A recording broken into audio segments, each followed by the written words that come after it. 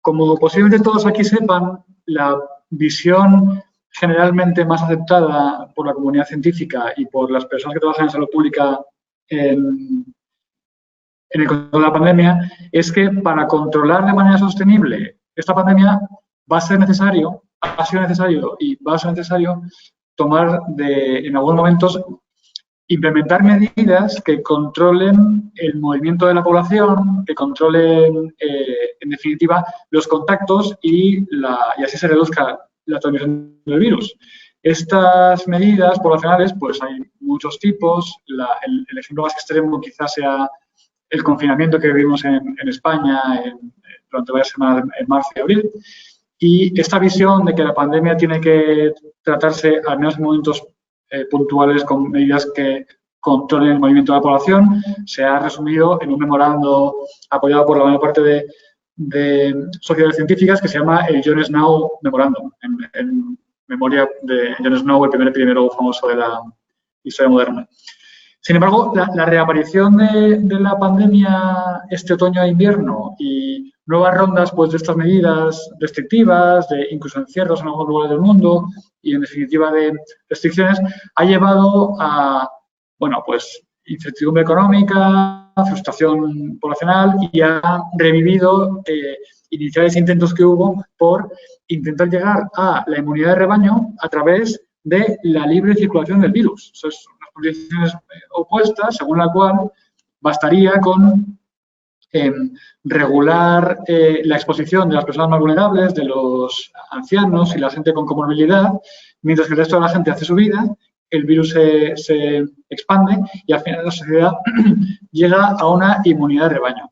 Esta visión que tiene, bueno, como casi todo durante la pandemia, pues tiene limitada evidencia científica, ha sido apoyada por también algunos científicos y por grupos de opinión en otra declaración también que ha tenido mucho eco en la prensa y en el mundo, que se llama la Declaración de Great Barrington, que se ha firmado en Estados Unidos.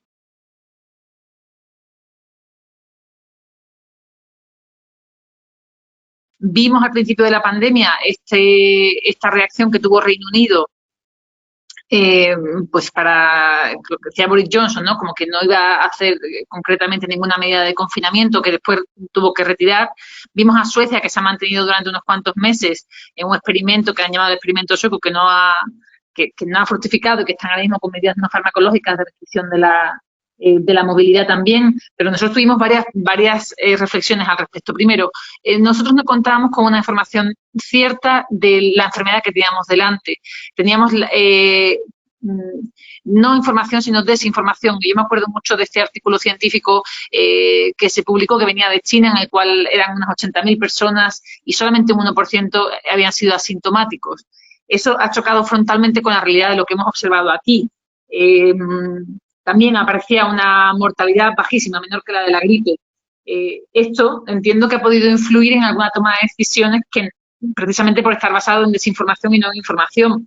Pero sí que también había otros principios importantes que tenemos que siempre poner en marcha en salud pública, y es el principio de precaución.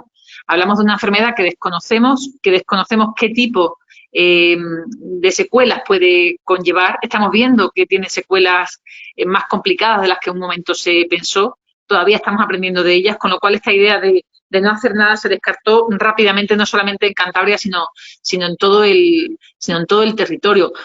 Aunque sí que es verdad, Gonzalo, que sabemos que mucha parte de la población todavía se quedó con este run de total, si lo vamos a pillar todos, ¿no?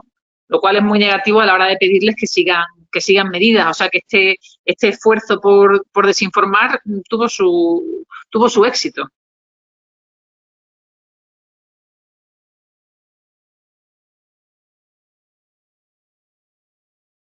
Un grupo de investigadores, ¿no? Liderados por un metodólogo importante que nos ha ayudado, pues quisimos hacer esta pregunta. Es una pregunta pues muy sencilla. La pregunta es si en el primer pico de la pandemia, haciendo medidas de salud pública únicamente dirigidas a la gente más vulnerable, a las personas por encima de 65 años, si hubiéramos podido evitar aquel colapso que se vivió en gran parte del país, en concreto pues en Madrid, Cataluña y otros lugares, del sistema sanitario.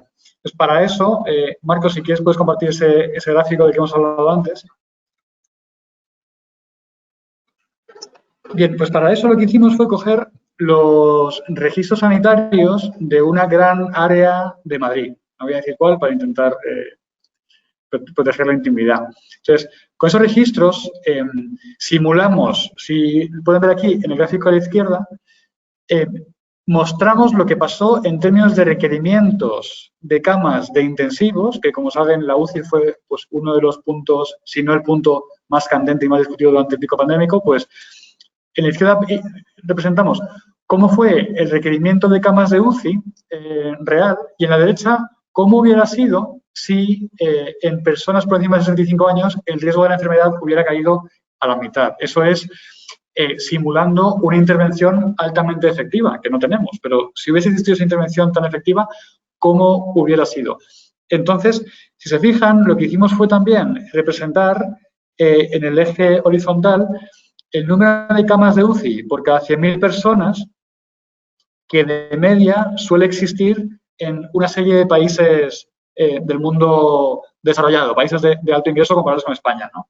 Podemos ver que es verdad que hay una llamativa dispersión, ¿no? Que hay países como Alemania o Estados Unidos que suelen tener muchas camas de UCI por el tipo de sistema sanitario que tienen, el tipo de financiación, y otros países, Inglaterra, España, Italia, con sistemas nacionales de salud en el sentido más tradicional, que tienen pues, números de camas de UCI más contenidos. En general, todos los países funcionamos bien con unas camas en torno a 10, 12 camas de UCI por 100.000 personas. Y podemos ver en el gráfico a la izquierda de nuevo que cuando el primer pico pandémico despuntó, pues los requerimientos de camas de UCI de este área sanitaria de La Paz se multiplicaron por 4 o por 5. Eso lo hemos contado en la literatura, lo han contado en los medios, que se generaron camas de UCI, camas y el personal que acompaña una cama de UCI, ¿no? De todos lados, con camas de... Eso es lo que estábamos comentando, Gonzalo, como muchas veces se ha puesto un debate alrededor de las camas de UCI como si casi fuera un robot completo que se autogestiona y se autocura, y se nos olvida que alrededor de las camas de UCI hay una necesidad de personal sanitario que tiene que estar bien de salud, que tiene que estar motivado, que tiene que estar descansado, y todo eso a mí me parece que cuando hablamos de camas UCI el público no llega, o la población no llega a entender, ¿no?, que es una cama UCI y 3 turnos de trabajadores y de trabajadoras dándolo todo. Eso es. Entonces, en este caso, pues los hospitales en general de los puntos más golpeados por la pandemia, pues tuvieron que poner todo tipo de personal, gente con y sin experiencia en críticos, a llevar camas de UCI, donde había pues una toma de oxígeno, se sacaron 2, donde había antes una reanimación de quirófano, se generó una UCI y bueno, así se hizo todo, ¿no? Entonces, sin entrar al detalle, podemos ver en la izquierda que la demanda de camas de UCI aumentó muchísimo, la demanda de recursos críticos, llevando pues al sistema, como se ha reportado alguna vez en la prensa y en la literatura, al colapso, a días del sistema colapsado. Luego, pues lógicamente, a partir del 1-2 de abril, pues la demanda fue cayendo porque entraban en uso esas medidas poblacionales de confinamiento que habían entrado antes, ¿no? Que habían empezado a hacerse en torno al 15-16 del mes anterior. Y en la derecha, que es la parte más interesante, lo que hemos querido ha sido emular qué hubiera ocurrido si en todo el momento, en lugar de una transmisión descontrolada o como fuera la que había en Madrid de coronavirus, hubiese habido una población, la de por encima de 65 años, sometida a la mitad de riesgo de contagio. Es decir, una medida muy útil, o sea, muy efectiva, perdón, que hubiese reducido mucho el riesgo de contagio. Y lo que observamos es que el colapso hubiera existido igual.